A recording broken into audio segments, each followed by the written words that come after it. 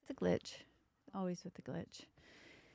So it's a bit of time that's passed between my live streams, but that's life. That's the way she goes. I'm having a few challenges in my life and working on my Airstream dream. So if anybody hasn't taken a look at it, do go over to Patreon.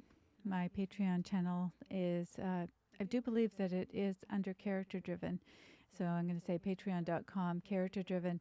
Now, I understand that a lot of people have probably moved on or haven't been watching since I was doing the show with Dr. Judy Wood, which will come back eventually, by the way.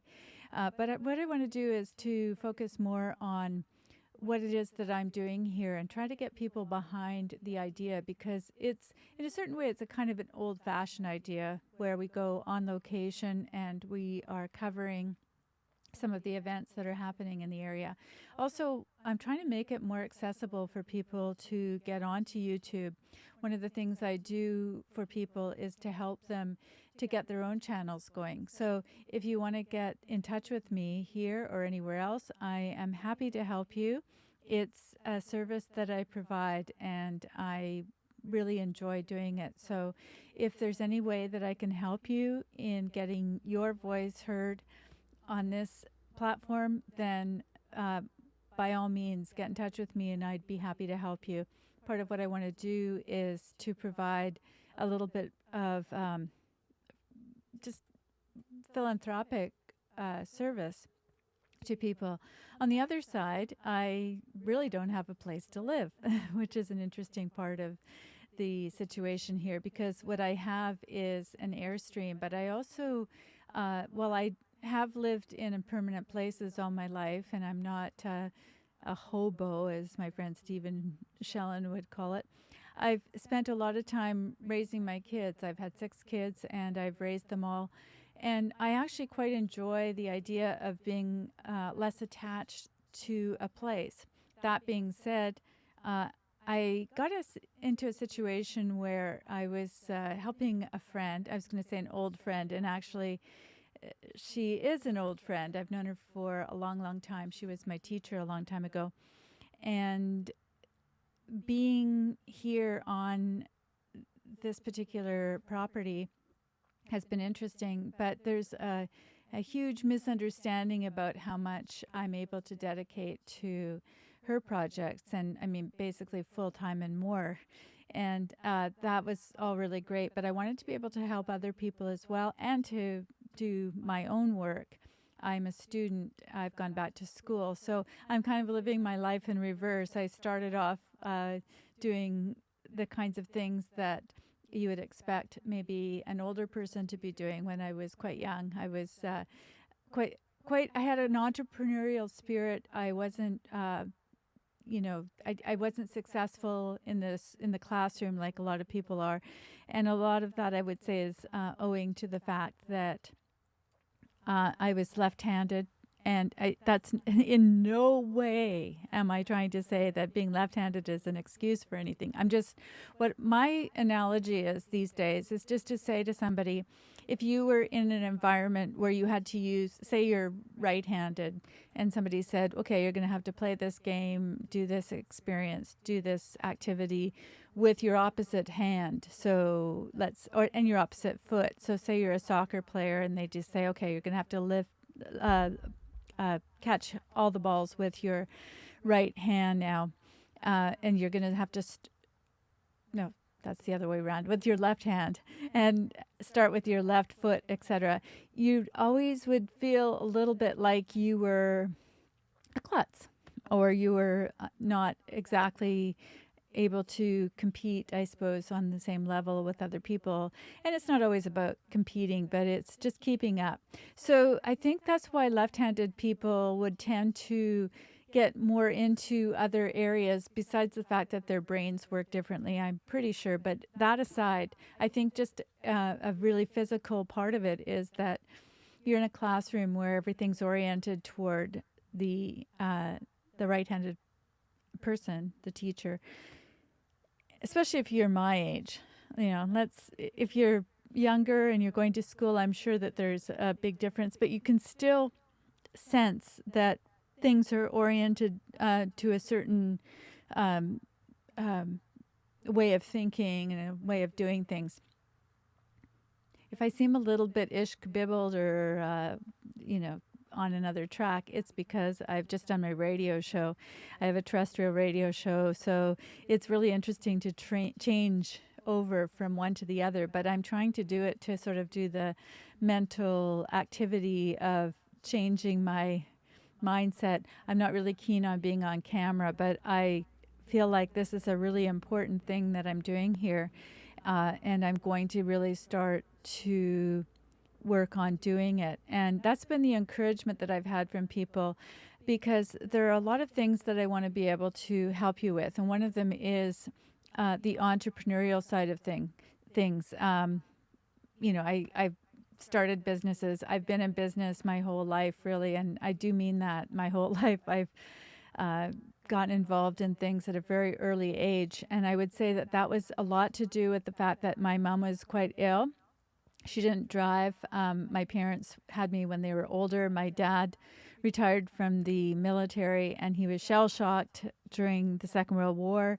He had lots of mental problems that materialized even more so during the Korean War, as you can well imagine. So I was the kid that came along later in life, but I had the advantage of my dad actually being there quite a bit more, and he did things with me. He did the things that I think he would normally be doing with my mom, except she was ill, although she did come camping with us sometimes. But my point in saying all of this is that there were expectations of me that were a little bit beyond, I think, what you would have of the normal kid. My mom was diagnosed with can't even say it, diagnosed with cancer when I was 6 years old, and I was told she was going to die, which she didn't. And she taught me a lot during her life, although she was very much incapacitated and was ill and died when I was 24. But she did live, and I think a lot to do with because of the changes she made to her lifestyle and that sort of thing.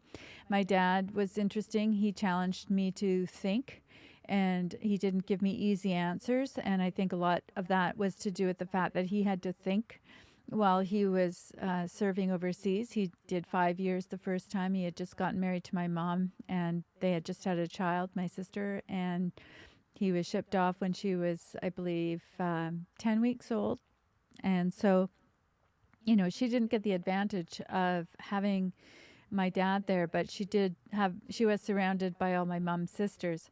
So this is a really long introduction, but for those of you that haven't been on the channel, or those of you that may know me through Dr. Judy, through the PSYOP recovery program, I just wanted to give you a little bit of an introduction and kind of let you know what I'm up to. I've had a few setbacks, and one of the setbacks was the loss of Tom last year. And before that, I had cancer. And before that, I moved for my husband's career. We were married for a long time. And he ended up leaving the relationship, having an affair. And it was shortly after that that I had cancer. So it's certainly not for lack of trying. I think it was the fact that I had moved at the same time that all of this other stuff happened. So had I been in the same city when the stuff happened with my husband, that probably wouldn't have come about. But I want to get into some of that stuff sometime, some of the background and some of the life story, because I want to be an encouragement to people that are going through things. And I do believe that we can overcome, but there's also some really realistic stuff. He was a narcissist, and I guess we all are narcissists in our own way, but he continues to try to justify all of this stuff, which is very alienating with my kids. And it's just a whole ball of wax. It's a kettle of fish. So a lot of what I'm doing on my radio show and on this show, which has not been consistent to date because I've been doing a lot of the same stuff as I've been doing on my radio show, haven't been really talking too much about my own situation. A lot of it is to try to encourage people by telling them the story behind the people that are making a difference in the world, so that they can say, you know what, if that person can do that, I can do it as well. And one of the things I'm going to be talking about is the business that I started early on. I had several of them, but there was one that I started on my own, and it was counterintuitive in a certain way. And yet it was just the perfect thing to do at the perfect time. And I do believe that we have the capacity in us to take situations that can apparently be negative on the outside. I've had a lot of people say, I just can't believe that you can live through all that stuff. And that's one of the reasons I'm telling this story. I don't really want to talk about myself per se, but I want to encourage people, particularly women my age, and particularly people that have gone through a lot of loss in their life.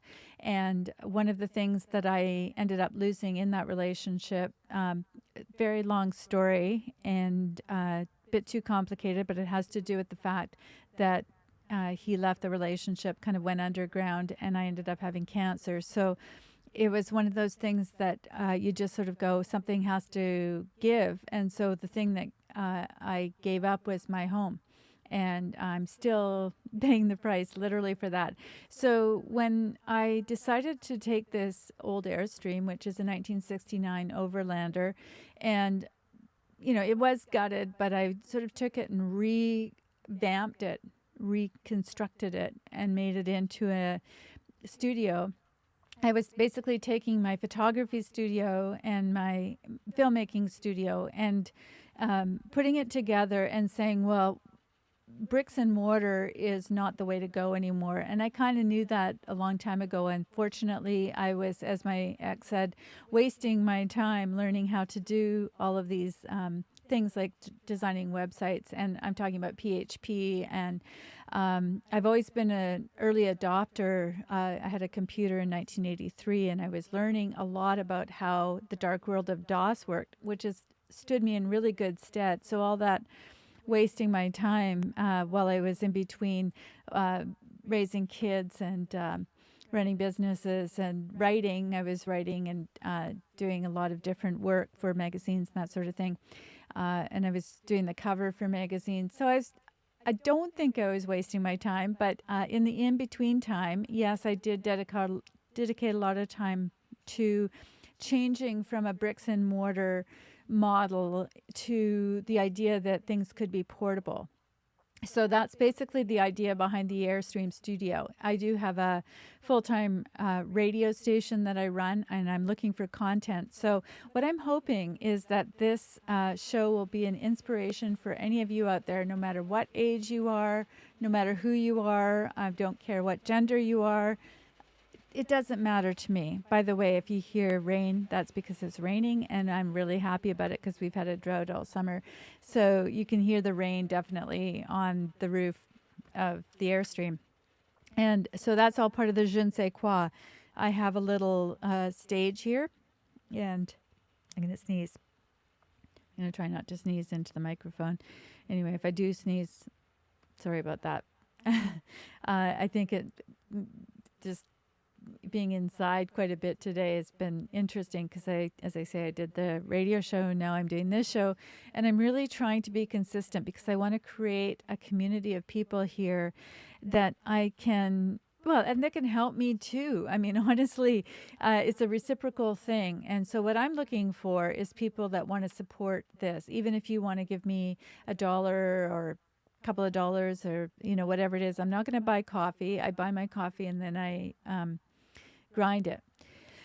But the situation that I'm in right now is that I had to draw some boundaries with somebody that I've known for a long, long time and who's from a different generation. And she took that to be a very personal thing, whereas I just meant for it to be, I can't spend my whole life doing everything for you for nothing.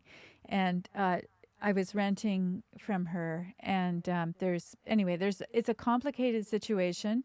It's not one of those us them things. It's just one of those I've changed the way that I do things, and this is part of the support that I want to provide here on Character Driven. I've I don't know if you can even see it, but it says adventure, imagination, and honor. Uh, and those are the three things that I would consider to be character driven. I'm going to go into those a little bit more. I talked a lot about that with my filmmakers, my young filmmakers. A lot of them have gone on to do some really incredible things. I wasn't doing filmmaking with kids in order to make them filmmakers. I was doing filmmaking with kids in order to help them learn how to work as a community and how to interact with one another, how to take on situations and see how they could better themselves and better the community. So these are all themes that I think I've kind of put aside or alluded to through my shows, but I haven't actually had a show where I've talked about this specifically. Now, one of the other issues that I've had with where I'm living is that a lot of the older people that hang around with my friend who is older, she's in her 80s, and so she has these older friends that think that the world works exactly the way that they've always thought that it works. Well, I'm sorry, folks, but it's there's some things there I don't know about, you don't know about. We are all living in a bit of a mystery here. But I think that when we do find out that things work differently than we thought they did, it's important to share those stories. So I've shared stories about Julia Davis, who was a border guard, minding her own business, doing her own thing. And suddenly she was a target just because she cottoned on to some things that were happening and wanted to reveal them. And she thought she was revealing them to the right people. And it turns out that the right people were actually on the wrong side of the law, and they certainly garnered a lot of support. And that's a whole other story. You can actually find it on my, I believe it's on SoundCloud. I'm trying to put everything together on characterdriven.com. So if you go over there, you'll find some of the resources. My main site is talking about some of the services that I'm providing, and then you can go a little bit deeper if you want to, and you can find some of the other stories. There's also redpillsquare.com, and that's more about stories that I find to be really interesting and important when we're talking to people about the world not being exactly as it seems. And another thing that I'm doing is because I'm really interested in health and because my mom did die early. And, my sister-in-law just was diagnosed with cancer today. I'm not going to go into that too much, but the point is that, and Tom died and so many people have died, and I think needlessly, that I've been looking into ketogenesis. And so when people talk about a keto diet, it's a keto lifestyle. And the point is to get into a state of ketogenesis, because when you are there, your body begins to repair itself and get rid of the cells that are actually otherwise growing out of control. So there's it's a lot to character driven. It's really about helping you in all the different areas of your life. But if you don't have it together in terms of where you live, your health, what it is that you believe and what makes you tick, then really it's very difficult to go out from there. So these are the things that people have asked me to share. And this is what I'm really working on with this channel at this time. So if it seems a little bit different to you, it is. I think the focus is me sharing other people with you, but also sharing a little bit about my own experience, because apparently that's been helpful for some people. And as I say, I want to be able to give back. And one of the things I want to be able to do is to just share some of the skills that I have gained over the years. Now, a lot of them are self-taught, but I would say that I'm quite skilled in the areas of developing websites, getting onto YouTube, social media platforms. I wouldn't say it's about the numbers. I'm talking about just the sheer idea of going, I don't know if I can go there in front of the camera, or just the technology involved. And people will say, oh, you can just use your cell phone, which you can. And I am doing that. I'm using a couple of other technologies as well. So I want to share some of my secrets and some of my ideas with you. And a lot of it is audio. You'll see this big microphone in my face. One of the reasons I use this particular microphone is it's the one that they use at the radio station. And I'm trying to get consistency in terms of the sound so that if I do a show from a distance, it's not as much as distinguishable from the studio as it is with another microphone. Microphones make a huge difference. I'm big on audio. And one of the things I love to do is to go to a live event and just I have an audio snake, and I like to just take it and put it into the venue and do a very low key thing where they plug in there. I do my live stream from the Airstream. So that's why I call it Airstreaming. My radio show, I have a terrestrial show and I have an internet-based radio station, which is my station. The terrestrial show is it's in the city where I live, and so local people can tune in, and you can also tune in from around the world. My goal is to do more programming for the terrestrial radio station from a distance. So I do my show from where I live, which is not in the same town where the station is actually originates from. So I've been doing that for quite a few years, and I'm really interested in getting people involved from a distance. So that means you, and I'm really hoping that you will get involved. I'm getting over the idea that there's going to be a lot of people that don't understand what the heck I'm doing, and they're going to make negative comments. They don't necessarily want to be part of a community. But I also feel that there's enough people that do want this, that you might share this with, and that might want to get involved, that will come and be part of this. And I'm hoping that I can get people to read the comments at a certain point. I'm actually going to take a look and see if there is anybody listening, but I don't care. I'm just doing it anyway. I'm just really interested in doing this for you. I mean, I would like to say that I'm doing this for me as well, but it's not the most comfortable thing in the world. And I think even with the radio show, it took me a long time to get to the point where I just went, okay, look, doesn't really matter. Okay, so I was doing a TV show when I was 16, and it seems like it was easier then. Although I still work in the TV realm, I'm more interested in producing my own shows. So what I'm going to do is I'm going to actually go over to my screen. I am going to find the screen because I don't want to do any sort of false advertising here. I'm going to be doing a series based on some amazing work that is being done by this lovely woman here. Oops, let's find her. There she is. This is Ann Vandersteel, and she is an amazing woman, and I hope that you'll go over to her channel.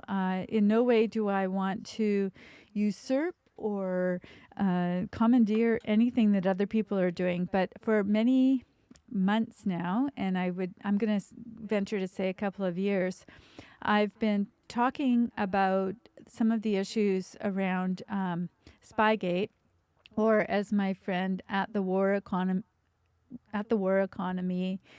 it's his Twitter handle. I just forgot it for a moment there. As he calls it Spyfall, which I think is great because it's so much more descriptive of the situation, and I think it's got that James Bond-esque feeling about it. You may have heard my interview with him. I'm going to actually make it into a YouTube video because it's right now it's just an audio version. I don't have any video to go with it, so it makes it a little bit boring.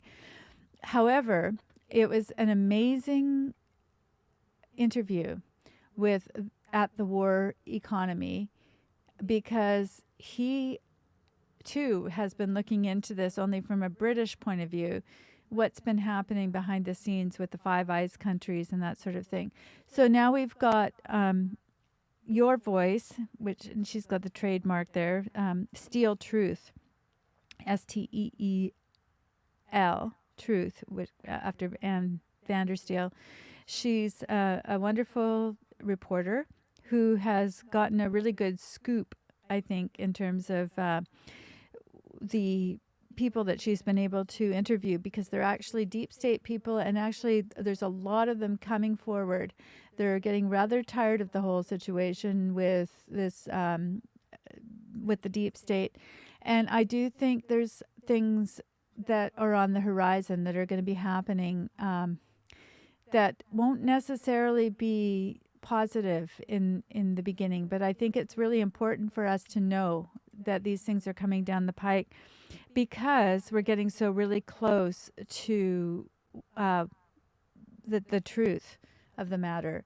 And so this is what I want to show you. I wanted to introduce you to Anne, which I am here. But this is the website that's been put together by some of the people who are who consider themselves to be patriots. And of course they are. I'm just going to go over here to the team link, and I hope that you'll take a boo at this site. If it's reportforthepresident.org, and this is the team, and more people are being revealed. Their names are not exposed here, but a couple of them, and I do believe it was this fella here. Let's take a look at him, and let's go back here. And this fella here, we're on a show that Anne did last week, and I'm just going to go over here to, that's mine. Okay, so let's see. We've got her. I'm just going to slide down a little bit. Okay, so yourvoiceamerica.tv is a really good resource as well. So she's at, okay, so Tracy Beans was talking about this. So again, I am sort of following a variety of different people. So I am able to get some of these things and piece them together. Last year I did an interview with George Webb. He was talking about some things then that people were just absolutely flabbergasted about. They didn't understand what was going on at all. And yet so many of these things are now coming to fruition. So without going into okay, what I'm going to do is going to go back to this website, because I think this is the best resource that you could have. This is what, when I was watching the interview, this is the website that they had just put together, and they were just going live. And so let me just okay, so it's down here. Now this is really interesting because it's called reportforthepresident.org for a good reason. They have a place for the president to log in. So what they've done is they've taken all of the information that they've been able to put together, and they are actually compiling it in one place. So I've just been looking through some of the documents because I just found this, and this is why I want to share it with you, because I think it's a really important site for anybody that wants to get the truth. Now, this is absolutely nothing to do with politics, okay? This is called the world that, the soft underbelly, as my brother would call it, of the world as we know it. It's the place that is absolutely vulnerable right now because people like Trump are coming forward and just pushing through all of the things that most of the people in the past would have just either gotten killed for, or they would have backed off in some way. There is some financial reason or some threat to their family or so many other things. And I think that it's amazing that we live in these times. And I felt that I really needed to share this site with you. So here's the actual video that I think would be worthwhile you looking at. And you'll see that this is a new video that they've just added, Report 1. So they just literally started this website, I believe, last Friday. And so I've been taking my time looking through it, but I haven't quite had the chance. But you'll notice that it has dates to come. So it has information here, but it also has some links for dates to come. So they're unrolling things in real time. And so I want as many people as possible to know about this site and to share it with as many people as possible. So here's an example. And also what they're doing is oh, sorry, I have already signed up, but let me just, this is where you sign up, folks. So you can actually go in and sign up with Facebook or with Google. Now, be aware that this is not a troll site. From everything that I understand about what they're trying to do here, they're actually trying to keep trolls out of the site. But I'm sure it's a full-time job. Now, these are high-ranking officials. These are people within so this fellow here, I should have had his name written down, but he's one of the people that she interviewed, and he's representing a group of people that are working within the I believe he's with the FBI. Now, I'm not too sure, but it doesn't really matter. These are not details that are important because you're going to go in and do your own research just as I am. And hopefully you'll sign up on the site so that you can download some of this stuff. But he's in the interview, and I was just flabbergasted at what what Anne was able to derive from this. So I think what's happened is that these people are basically trusting Anne with this information. I'm not sure of the relationship that she has had in the past, but it is definitely stunning to see what they are actually talking about and what they're admitting to. So it turns out that he was one of the people that was involved in telling Kelly, who told Trump that they were being spied upon. And I believe that was November 1st of 2016, just before the election. And so he was involved in that situation, and he confirms any of the rumors that were going on about that. So yes, thanks, Kim. Yes, I know that Tracy Beans has been involved in this, and that's exactly, I want to give her credit for having looked into this. And basically what I did is I've been looking into some things myself, and I also follow Tracy Beans. I follow a lot of different people. So basically what I'm trying to do is to do my own research, which piggybacks often on other people's.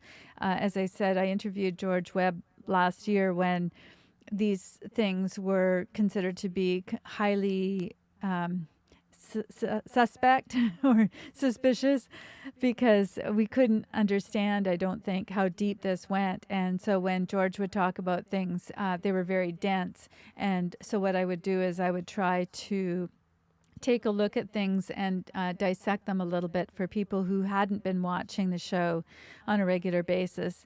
And I think the same could be said for Tracy sometimes. What she does is she kind of gets she's been doing her research for so long. And of course, there's Frank and Beans. There's, quite frankly, he's been doing a lot of this work as well. So what I like to do is to help people kind of come together and get the information that they need, because I think it's really important for us to understand things at even the simplest level. And sometimes it's a little bit difficult when we go on to George Webb's channel, or when we jump into something like this with Tracy Beans, because she was very excited about it. And some people will go, what's the big deal? This is a big deal. And the fact that we have this site now, that it's actually been created by the people who are coming forward. Again, I show you these pictures. I believe there's 119 of them. And these will be filled in, but these are all the people. Of course, it's just repeating pictures, but these are all the people that are represented on this site and who are taking the risk of coming forward. And I think it's one of the things that will keep them alive. Of course, we've got people like Task Force, who, if you have been following George Webb, you will know that she was doing some work with him. One of my huge interests is child trafficking, and you see how many people are actually no longer with us. And I think that was what happened to Jen Moore, who was really on the trail of some of the victims of child trafficking, and they intersect with the Clintons and with the Bushes and with so many other of these players. And I think we're at an incredibly pivotal point in our history, because we have so much that's being disclosed to us. I think we're going to look back at this time and just say, look what came out of that. And I think we're either going to align ourselves with on the side of revealing the truth or trying to squelch the truth. And so that's one of the issues that I'm dealing with where I live right here, because I've been doing these kinds of shows. And one of the reasons that I haven't been on the air too much is because it's been a very challenging time in terms of where I live. And for those of you that weren't here at the beginning, I basically live in a fifth wheel. I've owned property, I've sold property, I've had all sorts of different things, but it doesn't matter how much you've had in your life, sometimes you can lose it all.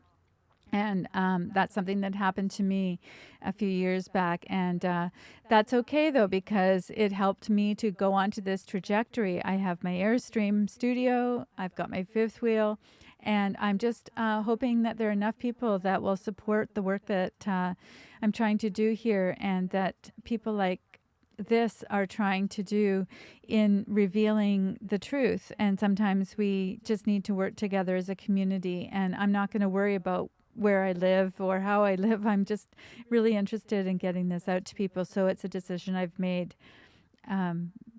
recently, very much to just live where I need to live where I need to live, do what I need to do, just to get this out. And so thank you for your support and for your for subscribing, for sharing. As I say, I'm trying to get more and more people involved. So what I would love to do is to help people get their own YouTube channels. So it's not just Tracy Beans or George Webb or character driven. This is Joni, by the way. My name isn't character driven, but the shows I've been doing over the past years on radio have had a lot to do with whistleblowers, have had a lot to do with revealing the truth about what's happening. And I don't like to deal in the world of conspiracy theories. I basically interview people who've had their eyes opened through one thing or another. And I would say that's true of Dr. Judy Wood in the PSYOP recovery program. I think that the day that she witnessed what happened on 9/11, her eyes were open because she was looking around and wondering if other people bought into what she was seeing. I want to say, too, that I have been in touch and she's fine. And we will be probably getting back into doing a show. But it's a lot of work, and particularly when you have other projects on the go. But I wanted to let people know that things are well with her, because in this world, sometimes you do wonder how people are doing physically, mentally, spiritually. And so what I would like to be able to do is to help any of those folks that are really wanting to get this out to their particular group, to their social group. They may not want to share this channel, but if you want to be part of some of the upcoming shows, I'm also going to be having some special training for Patreon contributors. Even if you're contributing $1 a month, I'm going to be doing some free seminars on how to put together your own site, your website, your YouTube site, or whatever it is that you want to be doing. So if you have any aspirations in that way, I've got all sorts of information on what techniques you can use, the equipment that you can use, some of the ways that you can get your own domain, that sort of thing. The things I've found over the years, I'm just sort of shortcutting people so that they can get this done. And if they need any physical help with that, I'm absolutely happy to help. So I usually do that through Zoom on I've been doing it through Zoom, but now I'm going to be moving over to Patreon and using Zoom as well and having people involved in some of those seminars.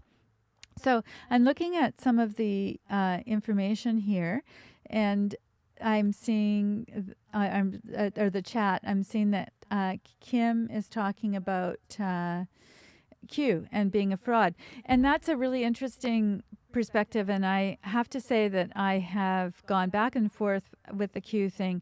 I've come to the conclusion that the person or people who are putting themselves forward as a Q, I think they have done a lot to bring attention to what's really happening. So rather than talking about Q, I think it would be really important to take a look at individual things that Q has brought into the light, and the fact that there's a lot of mainstream news organizations that are really trying to discredit Q, which is fine, but it's almost like saying, you know, I'm trying to discredit Dr. Judy or any of the other people that bring forward the information. If the information itself has metadata that can be confirmed, then take a look at the information. Say, this bit of information is important, this bit is not important. And so try to get to the point. This is what I'm trying to do to make citizen journalists out of people who are sort of taking sides. And I think that's part of what the deep state tries to do. Anybody who is trying to control us wants to divide and conquer. So rather than focusing on what we don't agree on, and there's lots not to agree on, that's for sure, we can take a look at some of the things that have been brought forward through Q, through the whole idea that people are gathering around some information that has proven to be true. Now, they may have not had it before another reporter, and it's the same thing as with Tracy Beans. You may say, well, yeah, you only found out about that after Tracy Beans talked about it on her channel. That's not the point. We're not talking, it's not a competition. It's about, yes, that rings true because of all the information that I have, because of all the research that I've done. That rings really true. So it's about the idea that we're finding out about information ourselves. We're able to vet it. We're able to have the resources that we can go back and take a look and say, yep, this actually is happening. And I have the background to understand it now. Because when we hear about something initially and it's not familiar to us, we often want to dismiss it. And that's really the problem with the place that I'm living right now. It's I'm living amongst people that are absolutely not on side with anything other than mainstream media. I'm talking CNN, BBC, and if you dare to say that they're not legitimate, then you are a pariah. So I'm quite used to being a pariah. I don't have a problem with it. And I just feel that this experience that I've had in the place that I'm living right now has given me a lot of strength. And I think that that's what I want to be able to pass along to all of you. And it has put into me a spirit of not wanting to be divided, because I see how quickly somebody that you've known for a long, long time can actually turn and go, you must be bad because you have a different opinion. Now, I agree with Kim that you don't want to necessarily be giving money to anything that you're not completely in favor of and that you can't get behind. And so when it comes to the money, that's something that you're going to have to deal with yourself and decide what is worth, what's worth giving to, in terms of your time, your effort, your money, because that's exactly what I'm doing. I'm saying, do I want to be giving to a situation, where I'm exchanging part of, I've got my Airstream, I've got my stuff, I've got a garage, I've got all this stuff. And I'm basically saying I'm willing to give all of that up because part of it was an exchange for helping somebody who is using their talents and their gifts for something that I can't get behind, because I think that all of us need to get behind what's really happening in the world right now. Because without that, we're not going to have a future. We're not going to have a world if we don't, decide that we need to be part of the solution instead of part of the problem. And so I didn't get on here to in any way to try to I'm trying not to judge anybody. I'm not preaching. I'm just trying to give you some background in terms of what I have been doing. I think for my entire life, I've always been kind of on the outside, and that's okay. But I think it's when it comes to what we're going to give our time to, what we're going to give our talents to. And I've decided that I would far rather be giving it to you, to anybody out there who would like to be disseminating this information or who has their own story to tell. I want to be able to give voice to that.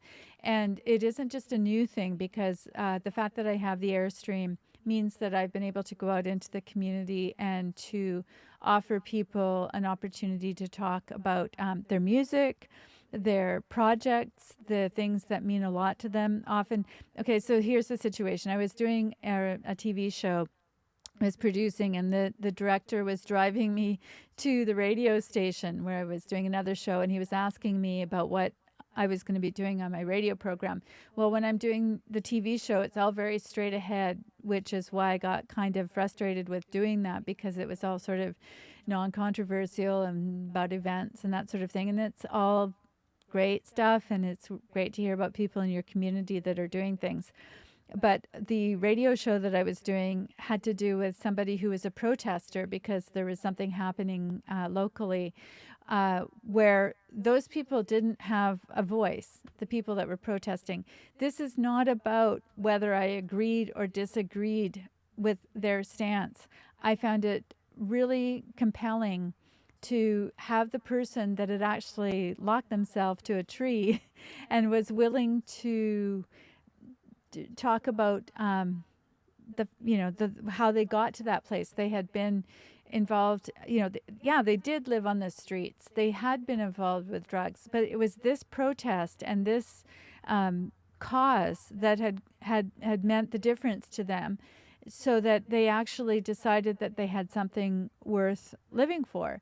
And so they actually decided that it was worthwhile enough that they were going to tie themselves to a tree. They did get citations, and in fact, the project was brought to the fore, and they had to do another investigation into it to see if it was legitimate and that sort of thing.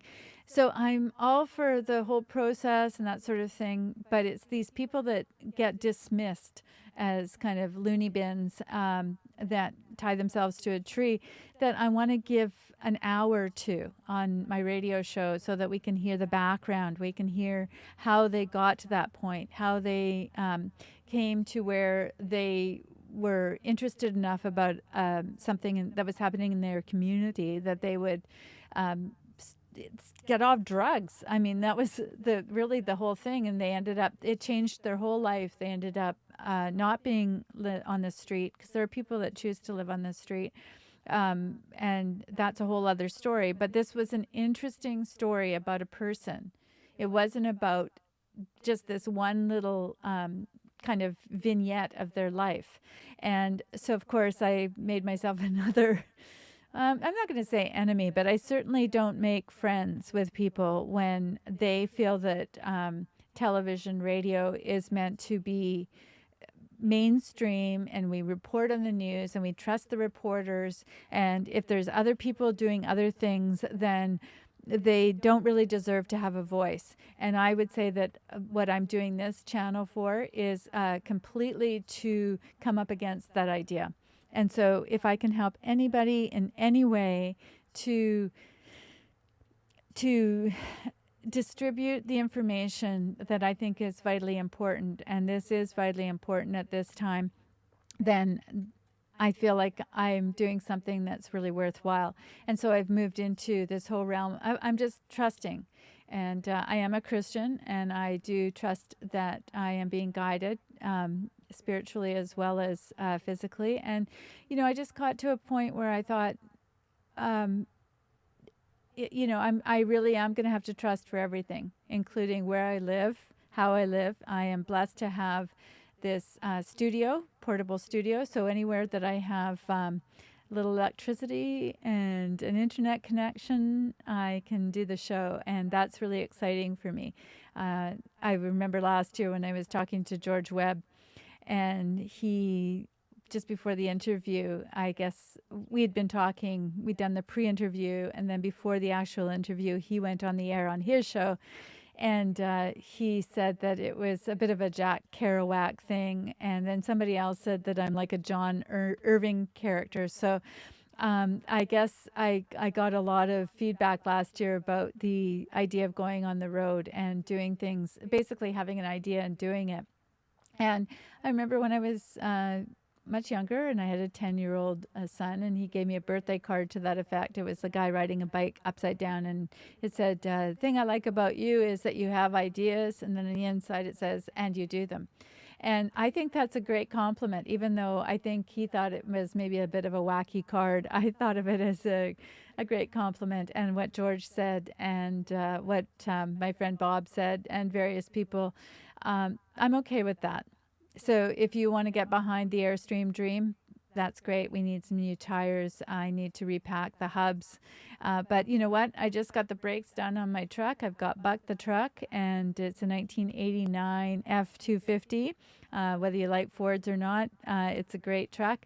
And it's been, I've just taken every cent that I have and I've put it into this project. And I do believe that it's what I'm meant to be doing. And so the other part of that is that I really feel like I would love to have you be part of it. And the great thing is, no matter where I am, I can have you on the air. And so if you have a project or if you have something that you would like to be sharing on this channel, go for it. And I'm going to be adding some of these things to Character Driven to the community. There's somebody that sent me some of their photos of the artwork that they're doing. So it's totally eclectic. We're not just talking about the deep state, because what I feel is we're trying to defeat here is this lack of diversity, this idea that we're supposed to be going along with the program, that we're supposed to be controlled. That's George Orwell. That's what he's talking about in 1984.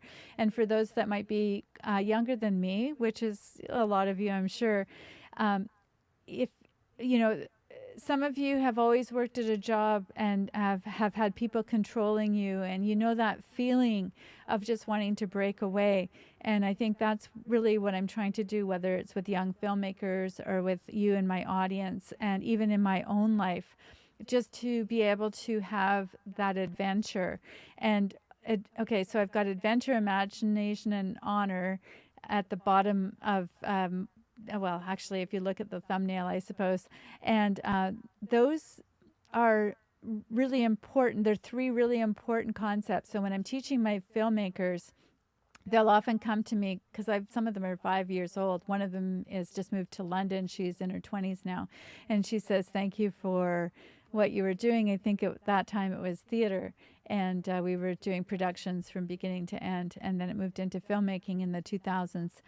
But I just assume that we have it within us to solve some of these problems that, people that want to control us like to make the problem and then solve it for us. But if we can actually take on some of these things, which I call adventures, and have the right attitude about it, I believe that we're able to overcome. So adventure is when somebody comes to me and they say, "Oh, I've never done this before." And this was when I had staff. It was the same kind of thing. And I go, "That's great. I love that. I love that you've never done this before, because that means that you're going to learn something." You're only learning something if you've never done it before. If you've done it before, then you're just repeating an exercise, and that's fine to gain experience. But of course, when you come to a workshop where we're doing something like filmmaking and and it's your first time, you've never done it before. So the idea is that you do that thing to the best of your ability, and then when you start to get frustrated or when you start to feel angry or that you're getting in a little bit too deep, um, that's usually where your imagination kicks in. It'll start to kick in when you start to get a little bit frustrated, and you start thinking of the frustration as an opportunity to use your imagination. So that's the only place that you're going to start using your imagination, is when things get to be difficult or frustrating. That's just the way it is. Just like with the adventure, the only time you're going to come to a place where you say, I'm learning something, is when you say, I've never done this before. So now you've got adventure that leads to imagination. And then when you get really frustrated and you just say, I just don't know where else to go for this, you have this whole group of people, this production team. Everyone has a different skill set. Some people love to work behind the scenes. They love to do audio. They love to do video. They love to work the cameras. I see this all the time with production crews, with TV crews. There's some people that just would not want to be on TV at all. And actually, I'm one of those people, even though I do host. My preference is to work behind the scenes. But it's good to play all the roles and kind of get used to all the different positions. So what happens then is when you find out that other people have an imagination that may not be exactly your imagination, and they are really good at working out things as a group, but also individually, you start to honor each other. You start to look at each other with a sense of respect, because you say, I couldn't do this without the rest of the team.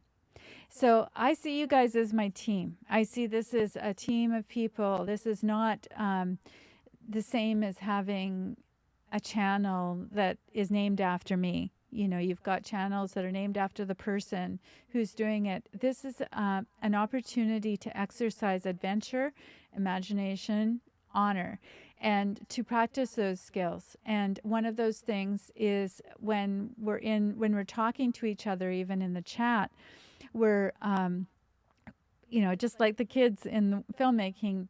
A lot of people would say that's really not very honoring, and I think that's a huge high bar to get to on YouTube. That's for sure. Sure, on social media we have our trolls, we have all sorts of people on there, but it's almost like the way that we talk to one another and the way that we interact is putting a stake in the ground and saying that we want to claim this ground. We want to be individuals. We want to be able to think for ourselves. But even more so, we want to honor each other and say that the other person may have something really important to say in this situation. And often the best way to find that out is to ask a question, which is, I never call myself a teacher, I call myself a facilitator. And I think one of the ways I fulfill that role is to ask questions. And I once had a girl who was quite good in the classroom. She was very proficient. She always got A's, and I don't give a crap about any of that stuff. But she was asking me, what do we do next? And I said, or I can't remember exactly the question, but it was basically, what are we doing next? And there is no next. There is no rule here where it's always different. It's that's why I start with a character-driven perspective, and that's a whole other thing that I'll talk about if you're interested some other time. But they were getting quite frustrated by the idea that there was no set answer and that we were working things out as we went. We were working as a team. And at one point she burst into tears, and I felt bad. I thought that was, it was sad that she felt that way. My response, though, was, see all these people in the room here? That's how they feel every day in the classroom, because I often had what were called behavior kids, and people go, how can you deal with all those kids by yourself? Adventure, imagination, honor. Those were the three things. I didn't have any other rules. And, there's a whole bunch more to that I'm going to get into as well. But that's what this channel is all about.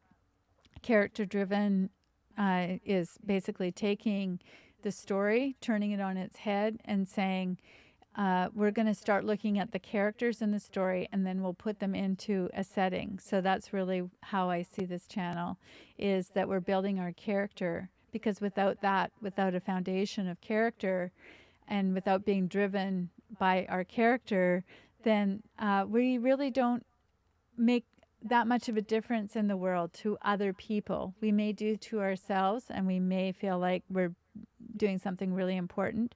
But if we want to do something for our community and for our culture and for our world, then it really depends on us being driven by character. And that's, I think, what's happening for me right now. And I want to go through that process of exploring that, but also maybe talking about some of the other things that I've experienced in my life, which are the things that people are asking me to talk about now, because they'll hear a story and they'll say, yeah, you need to talk to other people about that, because that's encouraging.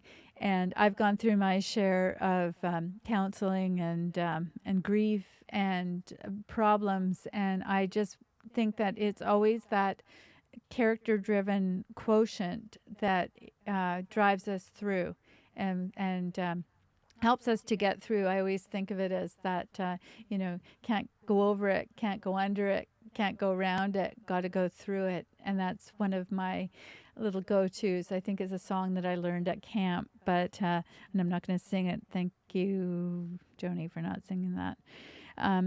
But the point is that we have to go through things. We can't go around them, under them, over them. We got to go through them, and that takes character. So I'm going to wrap up this particular little broadcast here, and I'm really hoping that we can get some traction and start building this community, and really hope that you'll share your stories with me and that you'd be willing to be on the air. And because I've been telling people, well, not telling people's stories, but sharing people's stories for many, many years, starting with when I was a young girl, very young. I was always interviewing people. My brother called me the documenter, but I must have been 10 years old when I slung a cassette deck over my shoulder. I was just a small kid, and I remember this thing practically scraping on the ground, but I had a microphone, and I was interviewing my great-aunt Peggy, because she was a pioneer, and she'd come across the country by train. Of course, it was not covered wagons. I'm not that old, but, it was, I was young enough and she was old enough that it was a huge generational span.